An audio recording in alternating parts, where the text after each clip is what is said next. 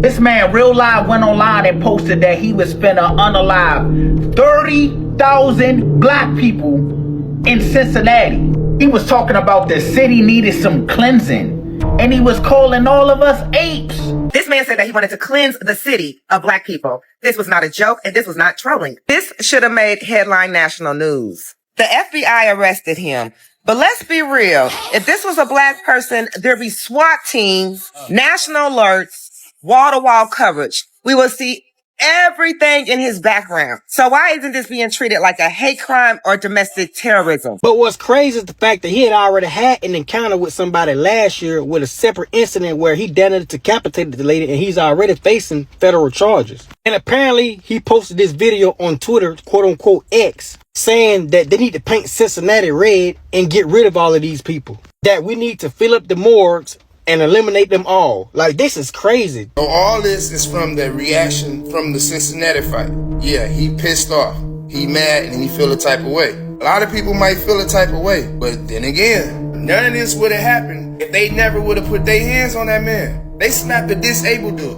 You hear me? The man was disabled. So I mean, like, if people around and they know that, and you my uncle, my brother, my cousin, my daddy, we on your head. It doesn't matter 8 to 1. It doesn't matter. And y'all was saying racial slurs. So before that, leading up to that, the arguments. So he says the earth needs a cleansing. I totally agree. But from whom? Last time I checked, it wasn't my people was the one that had people hanging from trees looking like Christmas ornaments.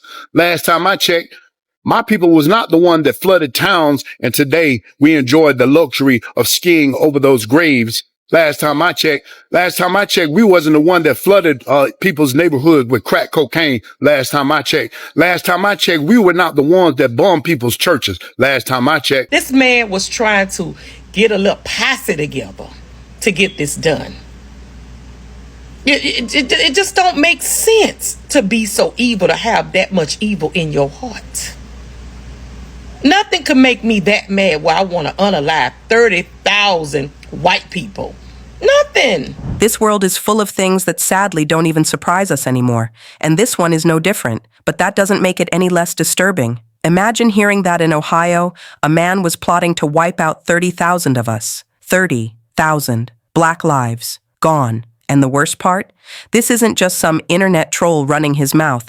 This is a man who's already proven he's capable of real violence. The FBI says they stopped him before it was too late. But how close were we to another tragedy? And why do people like this feel so bold and comfortable making these kinds of threats in 2025? I'm about to show you the post he made, but as you watch, I want you to really think about what it says about the times we're living in. Because if someone can say this out loud on social media and almost get away with it, what does that mean for us, for our safety, and for our future? Watch closely, because this is the kind of story they'd rather you not hear. A racially charged tweet threatened to kill thousands of people in the Cincinnati area, and WLWT anchor Chris Jacobs has that part of the story and the new arrest tonight. Chris? Yeah, so this case is being investigated by the FBI, and their agents are the ones who arrested Scott Hanna in Dayton. They took him into custody this morning, and he was in front of the district court in Dayton this afternoon. The FBI is charging Hanna with making an interstate communication with a threat to injure. Now, he allegedly posted on X yesterday saying he was organizing mobs to kill people in Cincinnati if nothing was done about the downtown fights. The post further states he was aiming to kill 30K by Sunday. The Cincinnati's FBI office says, quote, threats like this impact the entire community and have serious consequences, end quote. The FBI was able to trace this post to Hanna through their terrorism task force. An affidavit says Dayton law enforcement is familiar with Hanna because of a menacing incident at his home last September. Now, making interstate communications with a threat to injure is a federal crime, and it's punishable by up to 5 years in prison. This man said he was organizing a mob to kill 30,000 black people in Cincinnati, and now the FBI locked him up. This is 30-year-old Scott Michael Hanna. The FBI locked his ass up with the quickness. This man hopped online and made one of the wildest threats I ever seen. Ever. This man real live went online and posted that he was finna unalive 30,000 black people in Cincinnati. He was talking about the city needed some cleansing, and he was calling all of us apes. This ain't Gotham City. He wanted it to be like that though. So y'all remember the fight that happened in Cincinnati, right? Some people posted that it was black men just terrorizing white men. It wasn't just one page, it was multiple pages that were saying it was black people just beating on whites. But y'all remember, it all started because that white man a black man in the face. But he didn't see it like that. He was watching all the pages that was saying the black people started it and the black people were just terrorizing shit. So instead of Scott asking questions or finding a reliable source, this man incite a racial violence. And now he's headed for a federal case. And that's not his first rodeo. They said last year, Mr. Scott had a knife thinking he was a ninja and tried to decapitate somebody by swinging at their neck. He already tried to get out on bond and he had some people that was going to help him. But the feds was like, nah, you're a menace. You got to sit in here. He really thought the feds wasn't watching. He posted it online like that shit was just going to be scot-free. Scott Michael Hanna. We need to talk about him because guess what? He was about to unalive 30,000 black people. Yes, you hear me right. 30,000 black people. So Scott is behind bars right now. But how many more of Scotts are out there? See, they caught him. But will you catch the rest? Y'all have to watch the board all the way around. Don't be in big crowds. Don't stay too long. Right now, this world is evil. And like I always say, when you get up in the morning, you can serve God or the devil. These people is choosing to serve the devil. Okay? That's who's winning right now. That's who they are letting win. This man was trying to get a little posse together to get this done. It just don't make sense to be so evil, to have that much evil in your heart. Nothing could make me that mad where I want to unalive 30,000 white people. Nothing. I don't know what happened to him. And I really don't even care. I'm glad he's behind bars and I hope he stays there. And looking at him, all jokes aside, he looks strange. And he looked like he was going to really do it. Y'all, when I tell y'all there were some hateful and evil individuals in this world, I truly mean it, man. No, like seriously. So it's this guy by the name of Scott Hanna. He's 30 years old, out of the Cincinnati area. So they just arrested him today because he was planning to eliminate 30,000 black people in the Cincinnati area. So apparently the reason why he was arrested because he posted a Twitter trying to form a militia, him and other individuals, to plan this type of attack on the black community. But what's crazy is the fact that he had already had an encounter with somebody last year with a separate incident where he decapitated the lady, and he's already facing federal charges. And apparently he posted this video on Twitter, quote unquote X, saying that they need to paint Cincinnati red and get rid of all of these people. That we need to fill up the morgues and eliminate them all. Like, this is crazy. So apparently somebody on Twitter saw the video, they screenshot it and sent it to the FBI and the Cincinnati Police Department. And this man's name is Scott Hanna. He's 30 years old and he has been indicted today. Apparently they were supposed to plan this attack today. A matter of fact, Sunday. And it's crazy because he was calling minorities apes and monkeys and all this different type of shit. And apparently the reason why he was trying to do all of this and to plan this attack simply because he was upset about the situation that happened the other weekend with the Cincinnati brawl. And from me doing my research, what makes matters worse is the fact that this man actually lives in Dayton, Ohio, and he's the grandson of a retired judge. And his family is calling for them to release him, but the public is saying that he's too dangerous to be released. So as of right now, he will remain in custody until this pending trial. But if y'all ain't heard about this, now you did. This man threatened to kill 30,000 black people. Let that sink in. The FBI arrested him. But let's be real. If this was a black person, there'd be SWAT teams, national alerts, wall-to-wall coverage. We will see everything in his background. So why isn't this being treated like a hate crime or domestic terrorism? We have every right to be outraged because if they don't protect us now, when will they? So white men in Cincinnati said he want to unalive 30,000 of us. Nah, y'all, this man tried to put a racial mob together to unalive 30,000 of us in Cincinnati. Now the feds got his FBI, yeah, they picked his ass up. His name is Scott Hanna. He 30 years old. So when I say he posted a video, y'all, one of the craziest video I ever seen, like he hate us, for real. So he went on there and said he want to take out 30,000 black people. He said that the world need cleansing. And he called us apes. So all this is from the reaction from the Cincinnati fight. Yeah, he pissed off. He mad and he feel a type of way. A lot of people might feel a type of way, but then again, none of this would have happened if they never would have put their hands on that man. They snapped a disabled dude. You hear me? The man was disabled. So I mean, like, if people around and they know that, and you my uncle, my brother, my cousin, my daddy, we on your head. It doesn't matter, 8 to 1, it doesn't matter. And y'all was saying racial slurs, so before that, leading up to that, the arguments, say what y'all gonna say.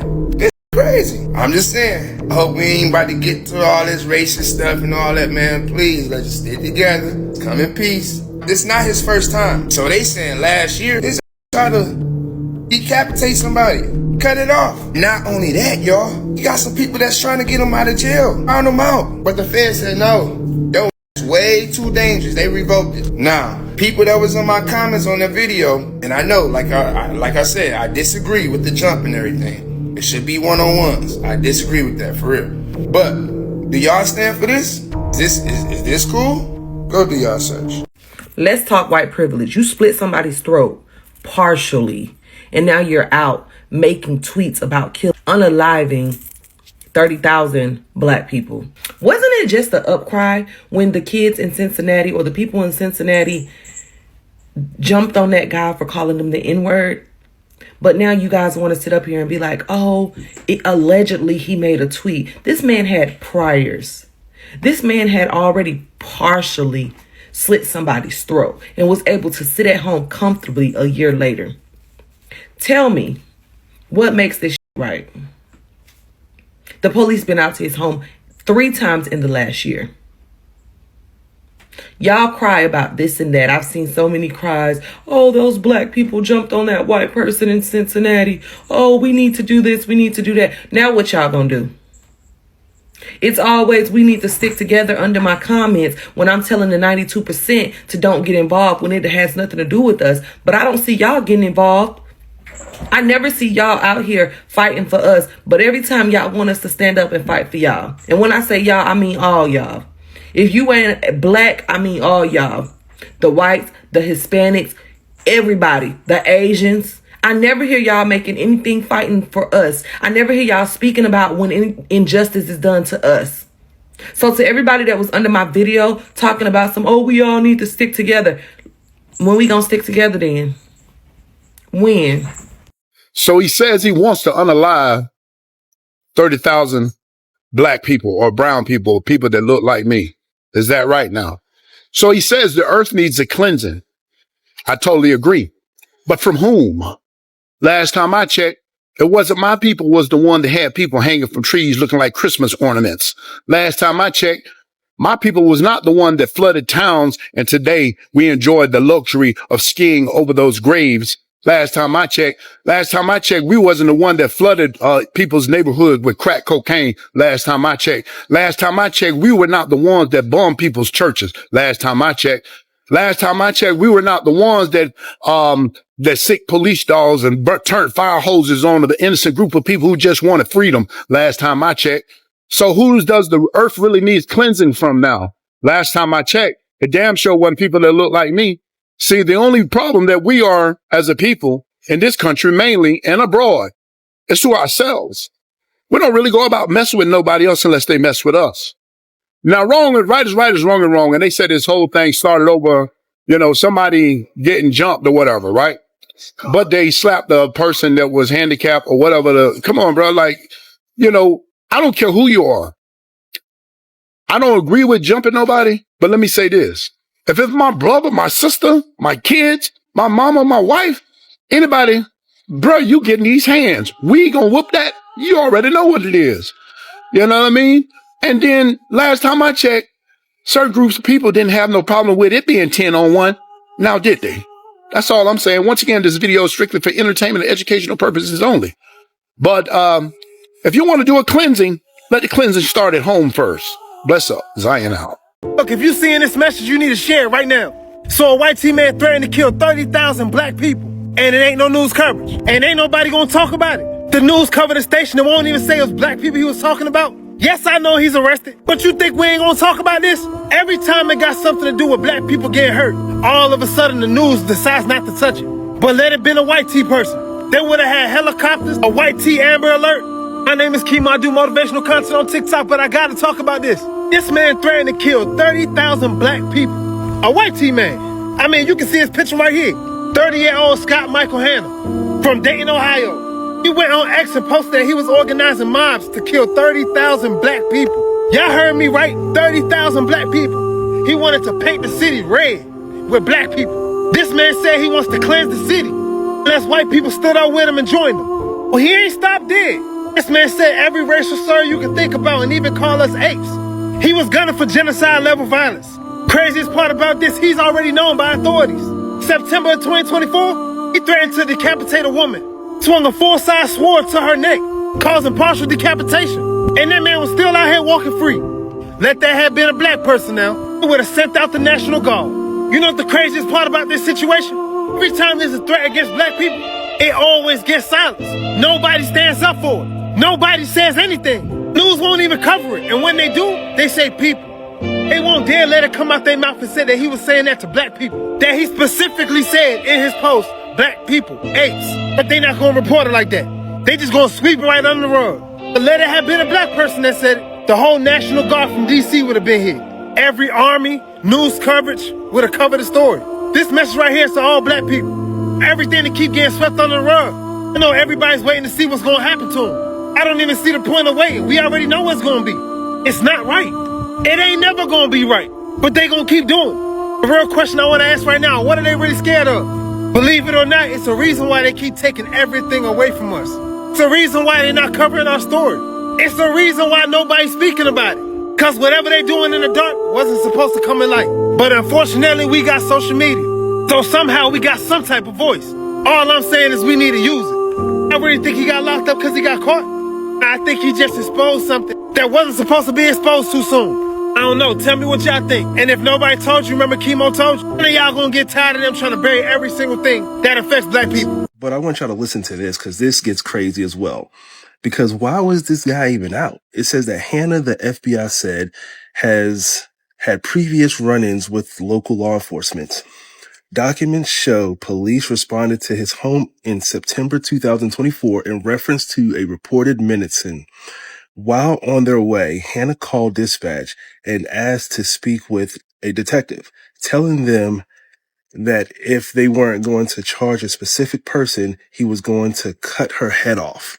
It says that when police did arrive, they said Hanna was irate and called a local officer a racial slur.